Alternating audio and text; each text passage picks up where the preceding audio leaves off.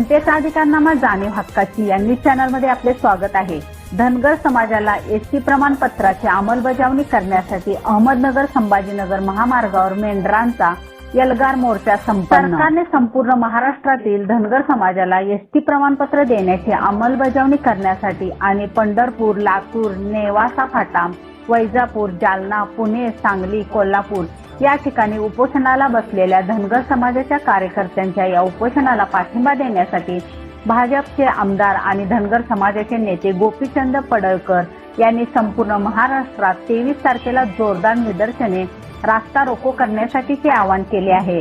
या आवाहनाला प्रतिसाद देत महाराष्ट्रातील सर्वात अगोदर पहिला मेंढरासह रास्ता रोको एल्गार मोर्चा अहमदनगर जिल्ह्यातील नेवासा फाटा येथे काढण्यात आला होता। भाजपचे नेते अशोक कोळेकर आणि नेवासा तालुक्यातील सकल धनगर समाजातील सर्व कार्यकर्ते यांच्या वतीने या एल्गार मोर्चाचे आयोजन करण्यात आले होते। धनगर समाजासाठी एसटी प्रमाणपत्राची त्वरित अंमलबजावणी करण्यासाठी आणि उपोषणार्थींना पाठिंबा देण्यासाठी हे आंदोलन करण्यात आले।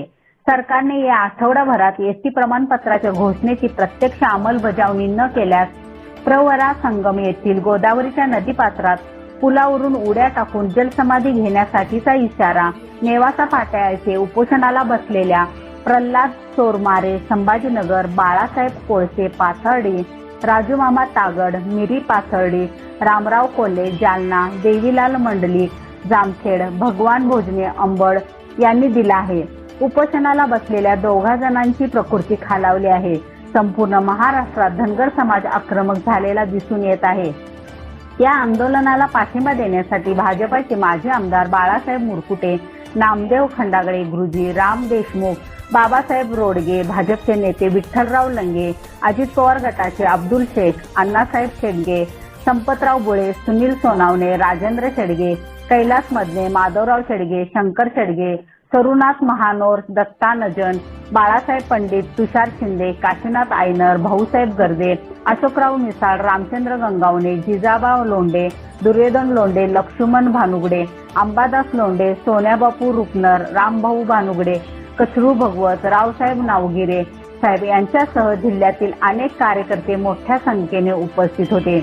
न्यूज चॅनल प्रतिनिधी की धनगर समाजाच्या मुलांना एसटीचं आरक्षण लागू करण्यात यावं, त्यांना लगेच सर्टिफिकेट देण्यात यावं, एवढीच आमची मागणी होती फक्त। पण आज 4था दिवस आला आहे तरी शासनाचं या ठिकाणी कुणीही आलेलं नाही। फक्त इथं स्थानिक लेवलला तहसीलदार येऊन गेले, सर्कल मॅडम येऊन गेल्या आणि PI साहेबांनी भेट देऊन गेले। त्याच्यावरती मंडल आयोग निर्माण केले, 3-4 मंडळ झाले, आयोग झाले, तरी पण सुद्धा सकारात्मक प्रतिसाद आयोगाने दिलेला असताना सुद्धा तो आयोग पास दाबून टाकला गेला। प्रत्येक शासनाने हेच केलं। या ठिकाणी आज BJPच नाही, राष्ट्रवादी झाल्या, काँग्रेस झाल्या, ह्याचे प्रत्येक जे शासनाने यांनी फक्त आमच्या मताचा उपयोग करून सत्ता काबीज केली आणि 5 वर्ष आम्हाला झुलत ठेवलं। दुसरं सरकार आलं ते आम्हाला आश्वासन द्यायला, आम्ही त्यांना मतदान करीत राहिलो आणि आम्हाला झुलत राहिलो आणि त्यांच्या पाठीमागे पळत राहिलो। एखादा आम्हाला त्या घरात दिसल्यासारखा आम्ही त्याच्या पाठीमागे पळतो, कारण एखाद्या मुर्गजाळा मागे पळतं तसं आम्ही धनगर समाज या शासनामागे पळतो। एकवटलेलं असून जोपर्यंत एसटी आरक्षण मिळत नाही तोपर्यंत अनेक प्रकारचं उग्र आंदोलन या ठिकाणी तीव्र करण्यात येईल आणि एखाद्या वेळेस समाज एक झाल्यामुळं मतदानावर येणाऱ्या विधानसभेच्या मतदानावर समाज बहिष्कार घालू शकतो किंवा OBC उमेदवार निवडू शकतो।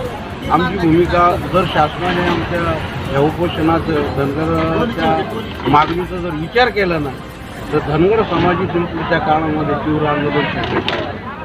जनतेचा अधिकारनामा जाणीव हक्काची या न्यूज चॅनलला लाईक, शेअर व सबस्क्राईब करण्यास विसरू नका व सदैव रहा अपडेट। जाहिराती व बातमीसाठी आजच न्यूज चॅनलशी संपर्क साधावा। 80 87 820 897।